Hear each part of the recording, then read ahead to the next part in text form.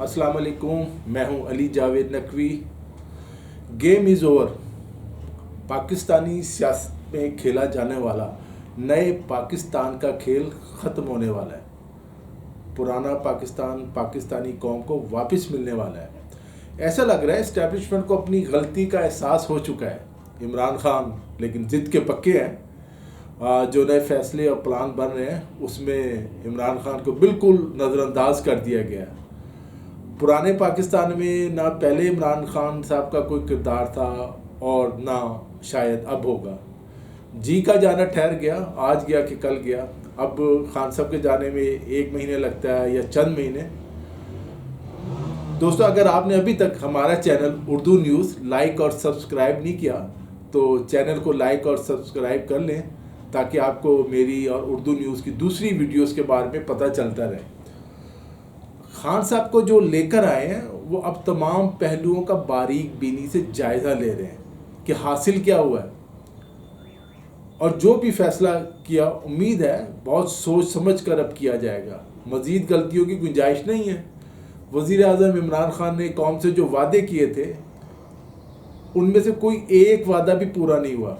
ना करप्शन ख़त्म हुई, ना महंगाई कम हुई, ना लोगों को रोज़गार मिला, ना मुल्क में गैर मुल्की सरमायाकारी आई। मुआशी तौर पर मुल्क ख़तरे में है। मुल्क की बुनियादें हिल चुकी हैं। वज़ीर आज़म इमरान खान अपने दावों के बरक्स मुल्क को बहरान से नहीं निकाल सके बल्कि मज़ीद मुश्किलात का शिकार कर दिया है। ख़तरनाक बात यह कि जो नौजवान जिनको बहुत सी उम्मीदें थी, जो सितारों पर कमर डालने की आरजू रखते थे, वो अब मायूसी का शिकार हो चुके हैं। मायूसी पूरी कौम में फैल चुकी है। ये ख़तरनाक अलामत है। इससे जल्द निकलना होगा। अब मसला ये है कि थूके को चाटे कौन। ये बहुत बड़ा इशू है। ये अफवाहें भी फैली हुई हैं कि हुकूमत की कारकर्दगी को लेकर इस्टेब्लिशमेंट में भी कुछ इख्तलाफात तकसीम हो चुकी है। सिविल इस्टेब्लिशमेंट खौफ का शिकार है। हर कोई अपनी गर्दन और इज्जत बचा रहा है। नवाज शरीफ, शहबाज शरीफ, चौधरी निसार अली ख़ान और एक अहम तरीन शख्सियत अभी चंद दिन पहले लंदन में थे। अगर कोई खुफिया मुलाकात हुई है उसकी मुसद्दिका इतला नहीं है, लेकिन वज़ीर आज़म इमरान खान और उनके करीबी साथियों को भनक पड़ गई है कुछ होने वाला है। आप शेख रशीद के बयान देखें और दूसरे वफाकी वज़रा के बयान देखें।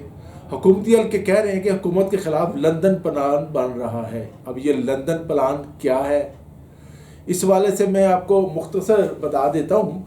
चौधरी बरादरान लंदन प्लान के शराकतदार हैं, उन्हें इसका इल्म है। मौलाना फजल रहमान को भी शायद कुछ इल्म है। और बहरहाल ये तमाम मामला जो है फिल वक्त पस पर्दा है और कोशिश यही हो रही है कि जब तक फाइनल नहीं होता इसको पब्लिक ना किया जाए। लंदन प्लान में मुस्लिम लीग नून, मुस्लिम लीग काफ और बाज़ दूसरी जमातें तो शामिल हैं, लेकिन पीपल्स पार्टी को आइंदा भी वफाकी हुकूमत से बाहर रखने की कोशिश की जा रही है, जिसकी वजह से बिलावल भुट्टो ने लंदन प्लान की मुखालफत में बयान दिया है। अब शरीफ बरादरान और जो पावर ब्रोकर्स हैं उनके दरमियान फैसला कुन मुज़ाकरात जो है वो कहा जा रहा है कि हतमी मराइल में है, लेकिन कौमी हुकूमत की तश्कील के मामले पर अभी ऊँट किसी करवट बैठ नहीं रहा, जिसकी एक वजह यह है कि इस्टेब्लिशमेंट और चौधरी बरादरान पंजाब और वफाक में इन हाउस तब्दीली के ख्वाहिशमंद तो हैं। शहबाज शरीफ भी तैयार है इसके लिए, इन हाउस तब्दीली के लिए, और कह चुके हैं, लेकिन उनकी ख्वाहिश ये है कि पंजाब और वफाक में जो इन हाउस तब्दीली हो, नई हुकूमत को कम अज़ कम 2 साल दिए जाएँ। ये मुस्लिम लीग काफ का मौक़िफ़ है, जबकि मुस्लिम लीग नून का मौक़िफ़ ये है कि तब्दीली की सूरत में सिर्फ 6 माह का वक्त दिया जाए, जिसके तहत पंजाब में नए वज़ीर आला जो है मौजूदा स्पीकर पंजाब असम्बली चौधरी परवेज़ इलाही हो सकते हैं, इनका नाम लिया जा रहा है। जबकि वफाक में किसी भी मेंबर कौमी असम्बली को उसमें कई नाम आए हैं और उनको मुतफ़िक़ा तौर पर यानी तमाम जमातें जो हैं वो वोट दें और उन्हें 6 माह के लिए जो है हुकूमत बनाई जाए और फिर उसके बाद आम इंतखाबात करवा दिए जाए। शहबाज शरीफ तो डील के लिए तैयार है। असल मसला नवाज शरीफ का है जो नए सेटअप में मरियम नवाज़ को भी अहम रोल देना चाहते हैं। मरियम नवाज़ के मामले पर मुस्लिम लीग नून में इख्तलाफात मौजूद हैं। हतमी तौर पर अभी ये तय नहीं हुआ और बातचीत जारी है, नई हुकूमत को 6 माह का वक्त दिया जाए या 2 साल का। लेकिन बहरहाल ये तय है कि इमरान खान 5 साल पूरे नहीं करेंगे। मौलाना फजल रहमान पहले भी किसी की यकीन दहानी पर इस्लामाबाद से वापस आए थे, लेकिन उनका कहना है कि वादे पूरे नहीं हुए। चौधरी परवेज़ इलाही भी कह रहे हैं इत्तेहादी नाराज़ है और ख़ुद PTI में भी इख्तलाफात शदीद तर होते जा रहे हैं। शाह महमूद कुरैशी के बाद असद उमर भी जहांगीर तरीन के ख़िलाफ़ मैदान में आ गए हैं। ये सारी जो अलामतें हैं, जो कुछ हो रहा है इस्लामाबाद में, वो लग रहा है कि इमरान खान के ख़िलाफ़ पार्टी के अंदर भी बगावत हो रही है। वज़ीर-ए-आज़म इमरान खान और जहांगीर तरीन की मुलाकात तो हुई है, लेकिन इख्तलाफात ख़त्म नहीं हुआ है। अब ना तो तहरीक इंसाफ का कोई मुस्तकबिल नज़र आ रहा है और न ही इमरान साहब का कोई सियासी मुस्तकबिल नज़र आता है। मुझे याद है जब तहरीक इंसाफ के लिए मुशाहिद हुसैन साहब के वालिद कर्नल मुजाहिद हुसैन की रिहाइशगाह पर मुस्लिम टाउन में लाहौर में तहरीक इंसाफ बनाने के लिए इब्तदाई कुछ मीटिंग्स हुई।